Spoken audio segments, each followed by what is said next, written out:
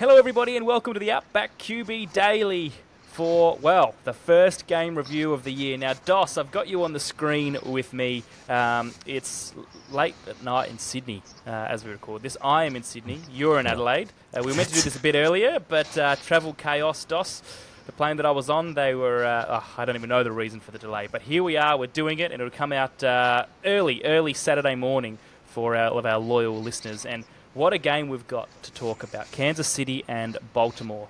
Look, it came down to the very last play, and we'll get to that. It was a 27-20 Kansas City win over the Ravens. In I would say, what is quite regular Kansas City fashion now. They find weird and wonderful ways to win games, Dos, but it was a heck of a way to start the season. Curt, how you doing, buddy? Been a big day for you, and it's been a big day for me as well. Just not only is it late in Sydney, it is also late in Adelaide. So that's right. It's just half an hour less late for you, so you're just 30 minutes fresher than I am. But Dos, look, this is your game. You're the TNF man this year, Thursday Night Football. You love Thursday Night Football. You've had a tricky relationship with it in the past, but today was pretty good. I like it in week one, and then usually after that, it starts going downhill pretty quickly. Weeks 11 through 15 tend to become a bit of a slog, but yeah, once the short breaks start coming in and the turnarounds, but cracking game. We got just about everything we wanted. I think most people would have preferred a Baltimore win, except for yourself, Curtis, and our Chiefs fans, of which there are quite a few. But like you said, the Chiefs did find a way to win. Wasn't through. I mean, there was a very different looking offense, and it was much more dynamic, certainly than what I expected the Chiefs to put out in week one, especially with Hollywood Brown out. We weren't 100% sure how Xavier Worthy would be used, and we knew that Rashee Rice was certainly going to see a lot of targets, and he looked like the second coming of Michael Thomas. He was just running slants all over the place, wide open over the middle in the slot. Xavier Worthy, who is now that deep threat. Can you imagine when Hollywood Brown comes back into the team and he's also the deep threat, how both of those receivers are going to be used? And obviously you've got Kelsey drawing the defenders out wide. But the offense and the game was like that first quarter was just such a frenetic pace, both sides. Baltimore looked pretty good, and we saw a bit of Derrick Henry and a bit of Lamar Jackson together, and Isaiah Likely was making some plays, and nflaus, and we're thinking, okay, there's a bit happening here. And then obviously they got the touchdown. Henry kicked off the season, first touchdown of the season. Yeah, and my calls of his decline were looking pretty bad at that point, but he ended up having a pretty meagre day in the end. He didn't actually do a heck of a lot outside of that 46 yards at 3.5, but he did get on the board early, so nice. He did, and then the second and third quarters, we didn't really see him, and then he started to come back in the fourth quarter, and I think it was a bit of a byproduct of the offensive line, and we have spoken about the change of personnel on the offensive line on the pod previously, and I thought, and I know when we did our top 5 offenses on a mini pod back in, or a couple of months ago, and one of the concerns I had for the Ravens offense was that offensive line, as I thought it could be a weakness this season with Morgan Moses out and John Simpson also going both to the Jets. But they looked like they needed a bit more time to gel. Would be a good way to put it.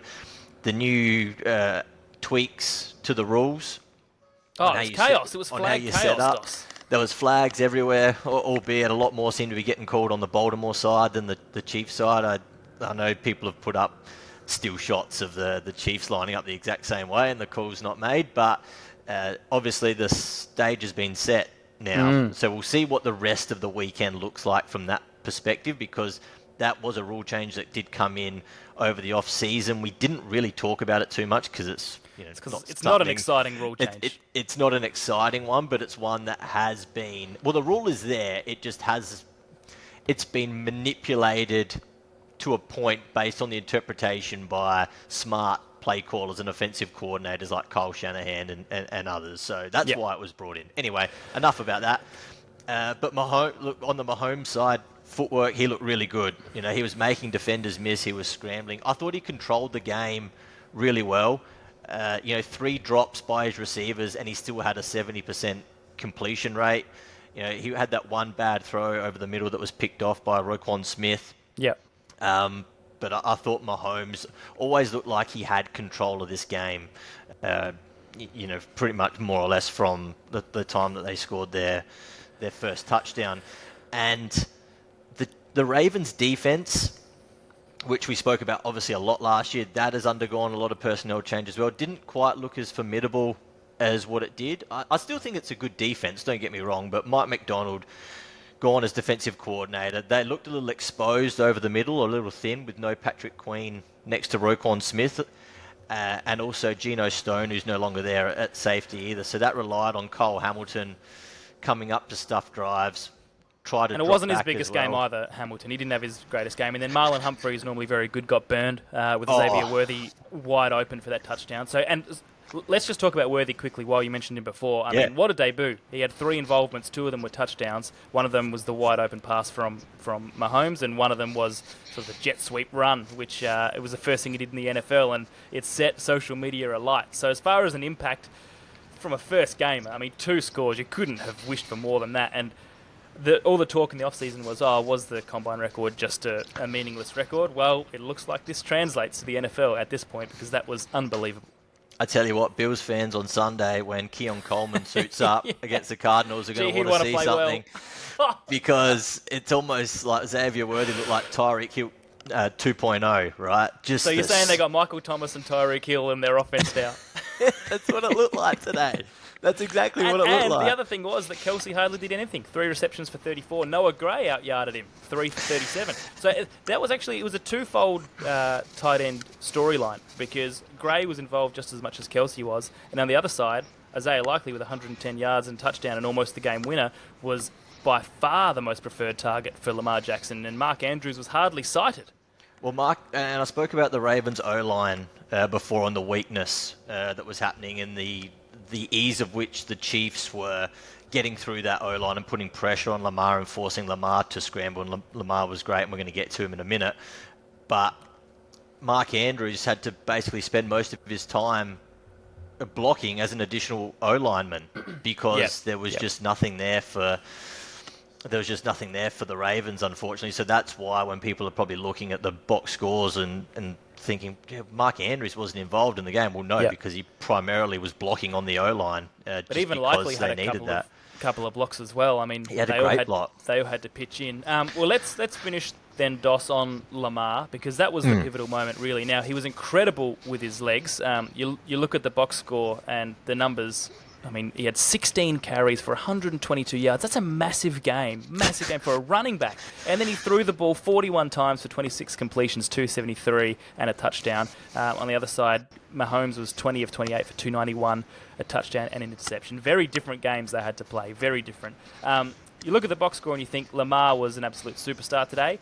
He was good, and his running was outstanding, but there were some key misses, and particularly at the end, the second to last play. So if you look at the highlights in the end of the game, you'll all see the throw that got to Likely, and it was literally a centimetre. Literally a centimetre. His toe tagged the line, and it was ruled out correctly, and that was the end of the game. And you think, that's bad luck. But the play before that, Zay Flowers was by himself in the middle of the end zone, and Lamar had to throw it 20 yards, and he missed him by 4 or 5 yards? Just completely got it wrong, and that was a guaranteed touchdown. Yeah, there wasn't a Chiefs defender within 5 yards of Zay Flowers on that play, and then the play before that was Isaiah Likely was open again. It was a little tougher, yes, but still Lamar can make that throw. That's a throw that we've seen him make before. That he made to Likely earlier in the game, where he got it centimetre perfect, and that resulted in the touchdown. So when he throws one well, it's incredible. But those misses killed them today. It really that cost them the game. It did, and we had on that particular Likely throw, which I think they had the AWS Next Gen stats come up, and it was 0.3%. And Chris Collinsworth, this guy Lamar Jackson, 0.3% chance to make that throw. My God, this guy. And look, maybe it's a bit harsh to say that Lamar cost them, because without him they wouldn't have been in that position, because he did some incredible things. But it was just that pivotal moment. So look, Dos, I'll let you finish on this, but I'm very, very keen to see where your votes go, your 5, 4, 3, 2, 1, because of course it's the beginning of the Stubby Club MVP award, where we vote 5, 4, 3, 2, 1 for every game. So finish your point on Lamar, and then we'll get to those. Yeah, I just wanted to to touch on his throwing game wasn't consistent, unfortunately, and outside of probably the last quarter where it began to click, if you watch the first 3 quarters, it wasn't great. It was a lot of screen passes, to Justice Hill or Zay Flowers out wide. There wasn't a lot going in terms of, and he made some big plays in the last quarter. But if you watch the first 3 quarters, it was very much Lamar scrambling and running and having to make plays, which I think was always the concern for Baltimore. If Derrick Henry's not performing, or if Zay Flowers can't get unleashed, and Mark Andrews has to come on the offensive line, well, where's Lamar throwing to? Who is he throwing to? And look, the Chiefs are very good. Like Steve Spagnuolo, best defensive coordinator in football. He had it dialed up. He had the blitz on. He had the Chiefs defenders or defense ready to go, and they did right from the start, really. They were a little scrappy in that first drive, I thought, which ended in the Henry touchdown, but after that, they looked dialed in for the rest of the game, and Lamar had to make some big-time throws, really, to keep the Ravens in it. But I still think if you're a Ravens fan, you're not overly disappointed to go on the road week 1 and to lose by basically, a centimetre, essentially, with that potential game-tying touchdown and conversion. Although Harbaugh was ready to go the 2-point conversion, he was ready to go for the win. So that I think he might have been trying to rush it through as well, just to maybe not let them review that that touchdown. So there was that, because watching it live, I mean, no wonder the officials called that a touchdown, because of course, 99% of his foot was in. So it's almost indetectable to the human eye. All right, Dos, come on, you got your 5 votes. It's always interesting. It always causes debate. So where have you gone for the first game of the year? Start with your one. Start with your one. Okay. Yep. All right. I went one vote for Leo Chanel, linebacker for the Kansas City Chiefs. He had a very good game. He made some crucial stops on the run, and he made plays in coverage as well as the run. Pass deflections at the line too. He had 2 of those, which were huge. Yeah, he was awesome. And I had him as the best defender on the field from both sides. See, look, the new system's working already, Dos. We're recognising guys that never would have gotten a vote under the old system. So Leo Chanel, take a bow. All right, 2 votes. 2 votes. Rashi Rice. Yeah, he couldn't be contained. Slants all over the place. 7 receptions for 100 yards. He looked awesome. And looks like he's got another gear to go as well. So I'm really keen to see how he continues to go. Isaiah Likely, 3 votes. He was really the only receiving threat for Lamar, and the 9 receptions, 111 yards and a touchdown, and then 1 centimetre from either the game-tying touchdown or potentially, winning the game or with a 2-point conversion. We'll never know, but hey, he had a really good game. And the preseason hype on Isaiah Likely is there, and it's a great week 1 performance. And then it was, this would have been flipped depending on what would have happened on that last play of the game, but I've gone 4 votes for Lamar Jackson, just because he missed those. He missed the big throws at crucial times. Or that big throw, that Zay Flowers one, and he missed the Likely one. I know he made the 3rd one. Well, he didn't. He made it, but likely out of bounds. But he was elite on the ground with the way he performed. That's the way he played on the run game. That's not sustainable for a whole season for Baltimore, though. It's a hard one to rate, isn't it? Because, yes, some errors, they didn't win it like we said before, but then he has had a huge running backs game on his own, plus throwing the ball 26 times. And for the most part, he looked very good. Yeah, I was curious. I wondered whether he might have him a bit lower, but that means you've gone Patrick Mahomes for 5, right? But Xavier Worthy misses out? He had 2 touchdowns on debut. He was electric, Dos. Where's Worthy in there? He was, and I know I might get chopped up for this. He was, and there was a lot of pre-snap motion, which he was involved in as well, which obviously that doesn't appear anywhere in any sort of stats.